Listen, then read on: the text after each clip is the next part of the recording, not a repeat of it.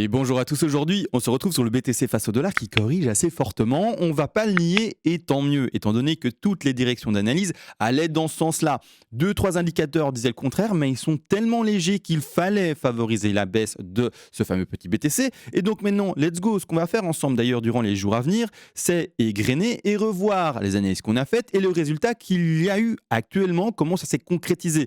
Aujourd'hui on va attaquer le H-Ribon et également le moment où on va switcher de bear, parce qu'on est toujours bear, à bull. D'accord. Donc ici, on retourne le 4 juin et c'est d'ailleurs, les mineurs vont-ils capituler, quel impact sur le prix. Et on regardait ça, il n'y avait toujours pas eu cette zone de capitulation, donc c'est en fait les zones rouges sur le H-Ribon. On l'attendait, on disait très bien, en fait, il est très rare de voir dans une zone de crash aucune zone de capitulation, donc ce serait étonnant qu'elle n'arrive pas. Vous voyez également la difficulté de minage, etc. Donc on attendait en fait, oui, la zone de stagnation horizontale qu'on a eue, mais qui était ennuyeuse aussi ennuyeuse, et enfin la correction pour les retrouver les 20 000 et voire même peut-être plus bas, les 10 000. On va en parler de tout ça parce que peut-être que vous n'êtes pas au courant, mais les 10 000 sont envisagés en fait. C'est juste fou. Et on voyait également en fait, les difficultés de minage que l'on peut tout simplement visualiser ici. Et on va en parler aujourd'hui. On va regarder ce qu'il en est, où est-ce qu'on en est. Et on en est, en fait, pour spoiler la chose, nulle part dans le crash. C'est-à-dire que le crash, si on doit vraiment s'appuyer sur le H-Ribon, la difficulté de minage et lui donner finalement une interprétation, c'est-à-dire lui donner une phrase en français et non pas que des chiffres,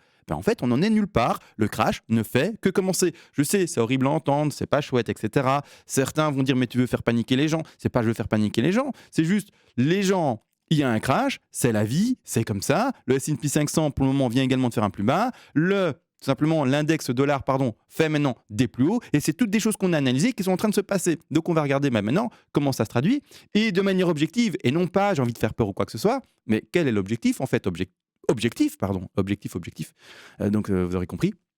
Mais quel est le réel objectif qu'on peut envisager, avec un autre mot plus sympa, éviter les répétitions, pour le BTC. Et l'objectif des 10 000 n'est pas du tout déconnant. Et un objectif peut-être inférieur encore n'est pas non plus déconnant. Donc on va regarder ça. Également pour ceux qui se disent, mais maintenant, ça y est, on est sur le support des 19 000, 20 000 par rapport à la TH d'année 2017, 2018.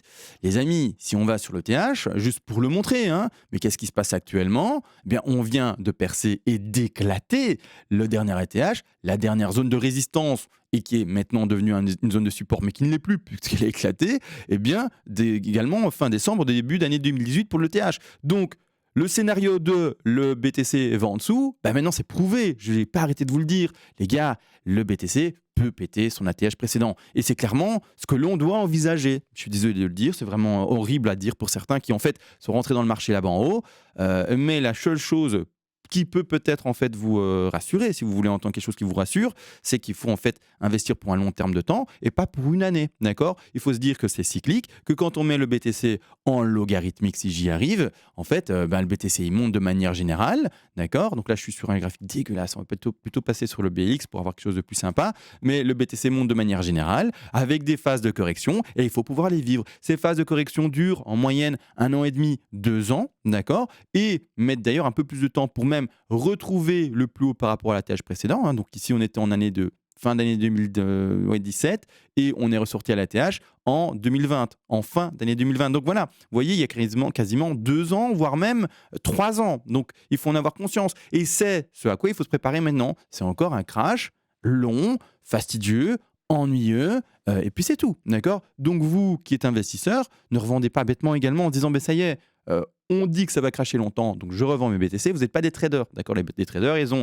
un risque management, un stop loss, des take profit partiel, ce qu'un investisseur, il me semble, n'a pas, d'accord ? Donc si tu vends tes BTC et que maintenant, parce qu'on ne lit pas l'avenir, les indicateurs peuvent également se tromper, à ce moment-là, tu auras vendu tes BTC, le BTC va pumper et tu te dire, mince, pourquoi j'ai vendu mes BTC, d'accord ? Donc attention à ça, tu les gardes et si le prix continue à baisser du BTC et que tu trouves ça intéressant et tu dis, j'en veux un peu plus, accumule, d'accord ? Accumule et tu achètes un peu tous les mois, un peu toutes les 2 semaines, encore une fois et toujours. Bon, ça c'est dit et ça c'est vraiment pour les investisseurs qui auraient peur. Il ne faut pas avoir peur, c'est un investissement. La crypto n'est pas amenée à mourir, en tout cas, je n'ai pas eu de nouvelles pour ça, d'accord ? Donc clairement, c'est pas ce que je pense. Donc voilà, on va partir maintenant en fait de nouveau sur les graphes, ici, tout simplement, passer ici en monthly d'ailleurs, et on va mettre ici en évidence le H-Ribon. Alors H-Ribon, comme on le dit en fait, il faut cette zone de capitulation, en tout cas c'est ce qu'on voyait, on envisageait pour notre petit BTC. Et enfin, cette zone de capitulation arrive. Premièrement également, elle vient de commencer, d'accord. Elle vient de se faire, donc elle n'est pas clôturée ni rien. Bref, ça vient de se faire. Et ce qu'on peut reconnaître également, c'est une toute petite zone de capitulation. De nouveau repasser sur un croisement qui serait boule en termes de difficulté de minage et donc de capitulation. Et par après, reconnaître la vraie zone de capitulation qu'on voit ici. On a l'habitude, ou en tout cas par rapport aux données historiques, on a l'habitude de retrouver des vraies grosses zones rouges. Donc ces zones rouges s'appellent zones de capitulation. Pour le moment, on en a une petite. Et ce qu'on veut lire sur le graphique maintenant, c'est une vraie grosse zone rouge, telle on l'a connue en juin. En tout cas, la zone de juin d'année 2021. La zone ici également, si je mets ça à l'échelle mais ça vient comme ça, vous voyez bien. Ici également, le crash qu'il y a eu, le crash précédent d'année 2018 jusqu'en 2019. Également, une belle grosse zone rouge. Tout se répète, il y a une année seulement, en fait, une zone de crash seulement où ça ne s'est pas répété comme ça. Donc, je vais quand même le montrer, comme ça, vous le voyez. Donc, je vais aller sur le BLX, comme ça, j'ai un graphique complet. BLX, tu es où? Ici, voilà. Et il y a juste une zone et un seul crash où la zone était toute petite, toute ridicule. Donc c'est pour ça qu'on favorise encore et toujours les historiques, c'est-à-dire les données qui se répètent le plus, pas celles qui se répètent le moins. D'accord? Donc ici, là au contraire, un beau crash, hein. Ça se voit pas bien parce que je trouve que voilà, en monthly, ça c'est pas très clair.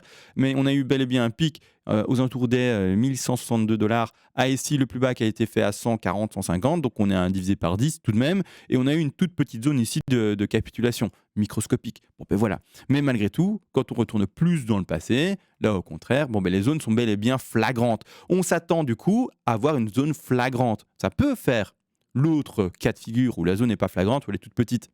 Mais on doit s'attendre normalement à une zone flagrante. Et donc moi, je m'attends ici, pour notre petit BTC, quand on arrive à retourner en fait là où on en est maintenant, à une zone flagrante, d'accord. Donc ici, mon petit d'ailleurs, oui, je suis sur le BLX, c'est pour ça. BLX, je rappelle, il n'est pas à jour, d'accord. Il n'est pas à jour, il n'est pas en direct. Donc là, sur le BLX, par exemple, en fait, il est à moins 15, d'accord. Vous voyez, moins 15%, alors qu'en fait, on est à moins 2. C'est pour ça qu'en fait, c'est pas, on voit pas le croisement. Mais ici, quand on retourne sur quelque chose d'à jour, direct, hein, on est bel et bien déjà sur le début de croisement, d'accord. Donc on attend quoi? Normalement, une grosse zone. Maintenant, c'est-à-dire que si on se répète à ces stats, à ce qui s'est répété de manière récurrente, c'est que le début. C'est que le début de la zone d'accumulation, entre guillemets, et de capitulation surtout. D'accord? Donc là maintenant, également, on va regarder la difficulté de minage où on en est. D'accord? Parce que c'est bel et bien de parler de capitulation, mais il faut que le mineur puisse continuer finalement à miner et pas juste débrancher ses machines. Donc ici, qu'est-ce qu'on visualise? On visualise en fait la difficulté de minage. Ici, on a bien entendu l'expression des différents crashs qu'on a eu avec les bottoms qui ont été dessinés. Le dernier crash, en tout cas l'année 2018, et le bottom a été bel et bien trouvé quand ça a été fait en fait le plus bas ici en décembre de l'année 2018. Donc on était bien sûr un 51,60 machin, vous voyez ici, 700 et quelques, pardon, et on a été retrouvé la difficulté qui a baissé jusqu'à 37, d'accord. C'est bel et bien donc le bottom qui a été fait en décembre de l'année 2018, juste pour le montrer comme ça vous le voyez, d'accord. Le bottom décembre, je vais mettre à l'échelle. Un peu à l'échelle. Décembre de l'année 2018 est ici. Bottom bel et bien trouvé. Sur une forte correction visible. D'accord? On le voit. La même chose par après. On retrouve également un top aux alentours des 163 et un bottom en termes de difficulté de minage à 95. Forte correction de nouveau. Hein. Ici, c'était un moins 25%. Là, maintenant, en termes de difficulté de minage, on est à 164. Allez, et on a été chercher les 95. On est sur un moins 33% ici à nouveau. C'est ça, hein, sauf erreur de ma part, mais plus ou moins. Moins 33. Et donc, j'avais dit les dates. Le bottom, grosse correction en juillet 2021. Vous ne voyez pas bien. Voilà, juillet 2021, d'accord, c'est ça? Je répète. Ouais. Donc ici, on retourne en juillet 2021. Juillet 2021, c'est là, d'accord, on le voit, vous voyez bien? Oui, donc de nouveau, bottom mi, et c'est reparti. On s'attend à des fortes corrections. On s'attend tout simplement à, en fait, une difficulté de minage qui va aider les mineurs. Et là, maintenant, où est-ce qu'on en est? En fait, donc on a fait un top aux alentours des 221 et on a fait une correction maintenant à 215. Voilà, bon, correction, en fait, il n'y en a pas, d'accord. On s'attend à ça, d'accord, des moins 25%, moins 30% de difficulté de minage. Là, maintenant, je vous laisse faire le calcul, on est à rien du tout, en fait, on est à que dalle. Donc, clairement, qu'est-ce qu'on veut faire? Premièrement, c'est attendre, hein, pour pouvoir switcher de bear market à bull market et d'avoir un vrai indicateur qui nous dit voilà, maintenant on corrige. Maintenant c'est pas le cas, d'accord, c'est pas le cas. On est toujours en fait dans quelque chose d'haussier en fait par rapport à la difficulté de minage quasiment. Donc on a une vraie correction plus forte pour dire ok, là enfin on peut switcher, d'accord, là enfin on peut passer en bull market, là enfin en fait les mineurs ils redeviennent rentables. Là c'est pas le cas. C'est pas le cas, c'est pas le cas et c'est pas le cas. Alors je vais pas faire est-ce que je vous ai expliqué quand est-ce qu'on allait switcher? Mhm. Ben non, en fait, je pense pas. Premièrement, je rappelle, d'accord, je rappelle vite fait. On va passer vite en fait avec le stock RSI. Je rappelle comment est-ce qu'on détermine un crash avec le stock RSI cumulé en monthly, d'accord, avec, donc je voulais dire cumulé avec le H-ribbon, d'accord, ça veut dire ces deux indicateurs ensemble. Premièrement, il faut que le stock RSI soit dans ses plus bas en monthly, d'accord, c'est pour ça que je l'ai mis en monthly ici. Il faut qu'il soit vers les 0 et 5, plus ou moins. Il est bel et bien, si on regarde ici le gradient à droite, d'accord, sur les plus bas, d'accord, je mets ici, regardez, sur les voilà, 0, 0,5, il y est, quoi, d'accord. On est vraiment très bas en monthly. Ça indique un bear market. Et également par après, pour passer dans un bull market par rapport à cet indicateur-là, il faudra que la zone rouge, premièrement, ait été dessinée. Donc cette fameuse zone de capitulation, et qu'ensuite il y a eu le switch. Et quand il y a eu le switch, eh bien là on passe long, c'est-à-dire qu'on passe finalement dans une perspective de marché bull. Les investisseurs toujours la même chose, vous achetez par palier de temps, etc. Vous c'est pas à vous que je parle aux traders qui jouent avec la tendance, d'accord. D'autres traders ne jouent pas avec la tendance, jouent toutes les micro-tendances, mais ceux qui jouent des grosses tendances, eh bien on va switcher ces positions de short, parce que pour le moment dans un marché bear, on favorise les shorts, et quand au contraire on passera dans un marché qu'il faudra favoriser bull, eh bien au contraire, on favorisera toutes les positions de long, c'est-à-dire pari haussier. Ben, pour le moment, on attendra quoi? On attendra eh bien, en fait, la fin de cette zone de capitulation en monthly, d'accord. Attention, on veut vraiment une forte validation, d'accord. Et par après, à ce moment-là, eh bien, let's go, on pourra partir à la hausse, d'accord. Donc, et switcher. Mais pour le moment, on n'en est nulle part. On commence uniquement la zone de capitulation. C'est tout. Et quand je dis en monthly, pardon, excusez-moi, c'est en fait, ça ne change rien qu'on soit en monthly ou en weekly pour le H-ribbon, mais je disais en monthly parce qu'en fait j'ai été un peu bridé par le stock RSI que je lis en monthly pour indiquer la zone de crash, d'accord. Donc excusez-moi, un petit bridage de mon cerveau qui a été fait et qu'il faut corriger tout de suite. Donc là maintenant, je vais pas faire plus long. Donc là, on a vu le crash, on s'attend à un crash encore, et on attend encore une correction assez normalement forte, et on verra les objectifs de baisse avec les autres indicateurs, avec les autres analyses qu'on a.